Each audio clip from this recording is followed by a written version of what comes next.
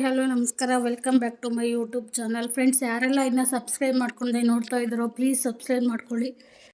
ಹಾಗೆ ಬೆಲ್ಲೈಕನ್ನ ಪ್ರೆಸ್ ಮಾಡಿ. ನಾನು ಹಾಕೋ ವೀಡಿಯೋಸ್ ಎಲ್ಲ ನಿಮಗೆ ಬರುತ್ತೆ. ನನ್ನೆಲ್ಲ ವೀಡಿಯೋಸ್ನ ನೀವು ನೋಡ್ಬೋದು. ಫ್ರೆಂಡ್ಸ್, ಇವತ್ತು ಮನೆಯಲ್ಲೇ ಸಿಂಪಲ್ಲಾಗಿ ಪಾನಿಪುರಿನ ಹೇಗೆ ಮಾಡೋದನ್ನು ತೋರಿಸ್ತಾ ಇದ್ದೀನಿ. ಇಲ್ಲಿ ಸಿಪ್ಪೆ ತೆಗೆದಿರುವಂತಹ 2 ಆಲೂಗಡ್ಡೆ ಮತ್ತು ಅರ್ಧ ಕಪ್ ಬಟಾಣಿ ತೊಗೊಂಡು ಇದನ್ನು 2 ಬೇಯಿಸ್ಕೊಳ್ತಾ ಇದ್ದೀನಿ. ಫಸ್ಟು ಇದು ಬೇಯ್ತಾ ಇರುವಾಗಲೇ ನಾವು ಪಾನಿನ ರೆಡಿ ಮಾಡ್ಕೊಳ್ಳೋಣ. ಪಾನಿಗೆ ನಿಂಬೆಹಣ್ಣು ಗಾತ್ರದಷ್ಟು ಇಲ್ಲಿ ಹುಣಸೆಹಣ್ಣನ್ನು ನಾನು ನೆನೆ ಹಾಕ್ತಾ ಇದ್ದೀನಿ. ಆಮೇಲೆ ಪುದೀನ, ಹಸಿಮೆಣ್ಸಿನ್ಕಾಯಿ, ಶುಂಠಿ ಮತ್ತು ಕೊತ್ತಂಬರಿ ಇದನ್ನು ಮಿಕ್ಸಿಗೆ ಹಾಕೋಣ ಬನ್ನಿ. ಆದಷ್ಟು ಇದನ್ನು ಸಾಫ್ಟಾಗಿ ಹಾಕ್ಕೊಳ್ಳಿ, ಯಾವುದು ವೇಸ್ಟ್ ಆಗೋಲ್ಲ. ಮತ್ತು ಇದಕ್ಕೆ ನಾನು ಮೆಣಸು ಮತ್ತು ಜೀರಿಗೆನೂ ಕೂಡ ಪುಡಿ ಮಾಡ್ಕೊಂಡಿದ್ದೀನಿ ಸಪ್ರೇಟಾಗಿ. ಇಲ್ಲಿ ರುಬ್ಕೊಂಡಿರೋದನ್ನು ನಾನು ಇಲ್ಲಿ ಸೋಸ್ತಾ ಇದ್ದೀನಿ. ಈ ಥರ ಸೋಸೋದ್ರಿಂದ ಶುಂಠಿ ಮೆಣಸಿನ್ಕಾಯಿ ಏನಾದರೂ ಉಳಿದಿದ್ರೆ ಇಲ್ಲಿ ಫಿಲ್ಟ್ರ್ ಆಗುತ್ತೆ. ಈಗ ನೋಡಿ, ಸ್ವಲ್ಪ ನೀರು ಹಾಕ್ಕೊಂಡು ನಾನು ಸೋಸ್ಕೊತಾ ಇದ್ದೀನಿ. ಇಲ್ಲಿ ಪಾನಿಗೆ ಎಷ್ಟು ನೀರು ಬೇಕೋ ಅಷ್ಟನ್ನು ಮಾತ್ರ ಸೇರಿಸ್ಕೊಳ್ಳಿ, ಜಾಸ್ತಿ ಹಾಕ್ಕೋಬೇಡಿ. ನೋಡಿ, ಈಗ ಪಾನಿ ರೆಡಿ ಆಯಿತು. ಇದರ ಜೊತೆಗೆ ನಾನು ಆವಾಗಲೇ ನೆನೆಸಿರುವಂಥ ಹುಣಸೆಹಣ್ಣಿನ ರಸನೂ ಕೂಡ ಹಾಕ್ತಾಯಿದ್ದೀನಿ ಇಲ್ಲಿ. ಮತ್ತು ನಾನು ಪುಡಿ ಮಾಡಿರುವಂತಹ ಮೆಣಸು ಮತ್ತು ಜೀರಿಗೆನೂ ಕೂಡ ಇಲ್ಲಿ ಸೇರಿಸ್ತಾ ಇದ್ದೀನಿ.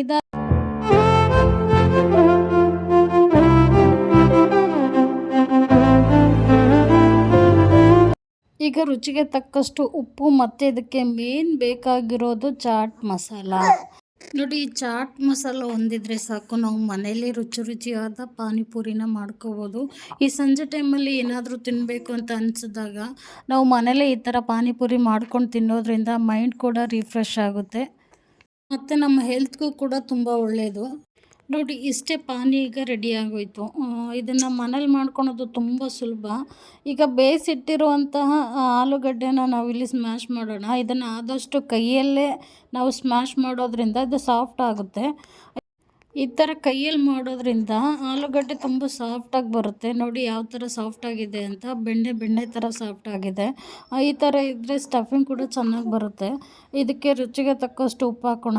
ಈಗ ಇದಾದಮೇಲೆ ಮೇನ್ ಬೇಕಾಗಿರೋದು, ಆವಾಗಲೇ ಹೇಳಿದೆ ನಾನು, ಚಾಟ್ ಮಸಾಲ ಹಾಕ್ಕೊತಾ ಇದ್ದೀನಿ. ಈ ಚಾಟ್ ಮಸಾಲ ಹೊಂದಿದ್ರೆ ಸಾಕು, ಇನ್ನೇನು ಹಾಕೋದೇ ಬೇಡ. ಮತ್ತು ಈಗ ಇದಕ್ಕೆ ಪುಡಿ ಮಾಡಿರುವಂಥ ಮೆಣಸು ಮತ್ತು ಜೀರಿಗೆನ ಹಾಕ್ಕೊತಾ ಇದ್ದೀನಿ. ಈಗ ಬೇಯಿಸಿರುವಂತಹ ಬಟಾಣಿನೂ ಕೂಡ ಹಾಕ್ಕೊಂಡಿದ್ದೀನಿ. ಇದ್ರ ಜೊತೆಗೆ ಎಲ್ಲ ಚೆನ್ನಾಗಿ ಮಿಕ್ಸ್ ಮಾಡೋಣ. ನೋಡಿ ಯಾವ ಥರ ಸ್ಟಫಿಂಗ್ ಆಗಿದೆ ಅಂತೇಳಿ ನೀವು ನೋಡ್ಬೋದು.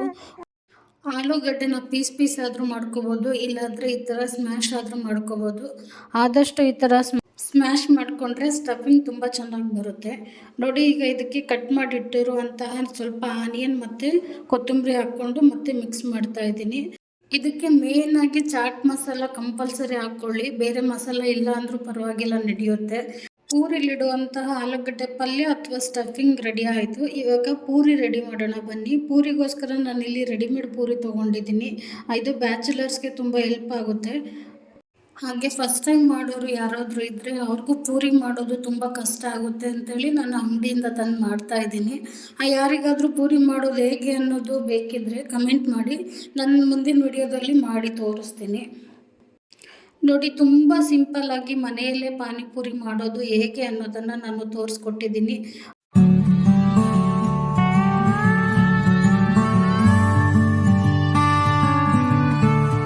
ಆಹಾರ ಪ್ರಿಯರೇ, ಇವತ್ತು ತೋರಿಸಿರುವಂತಹ ಪಾನಿಪುರಿ ನಿಮ್ಗೆ ಇಷ್ಟ ಆಯಿತು ಅಂತ ಭಾವಿಸ್ತೀನಿ. ನಿಮಗೆ ಇಷ್ಟ ಆದರೆ ಖಂಡಿತವಾಗ್ಲೂ ಒಂದು ಲೈಕ್ ಮಾಡಿ, ಶೇರ್ ಮಾಡಿ. ಹಾಗೆ ನನ್ನ ಚಾನಲ್ನ ಯಾರಾದರೂ ಹೊಸದಾಗಿ ನೋಡ್ತಾ ಇದ್ದರೆ ಪ್ಲೀಸ್ ಸಬ್ಸ್ಕ್ರೈಬ್ ಮಾಡಿ ನನ್ನನ್ನು ಪ್ರೋತ್ಸಾಹಿಸಿ ಅಂತ ಈ ವಿಡಿಯೋ ಮೂಲಕ ನಾನು ಕೇಳ್ಕೊತಾ ಇದ್ದೀನಿ. Thank you.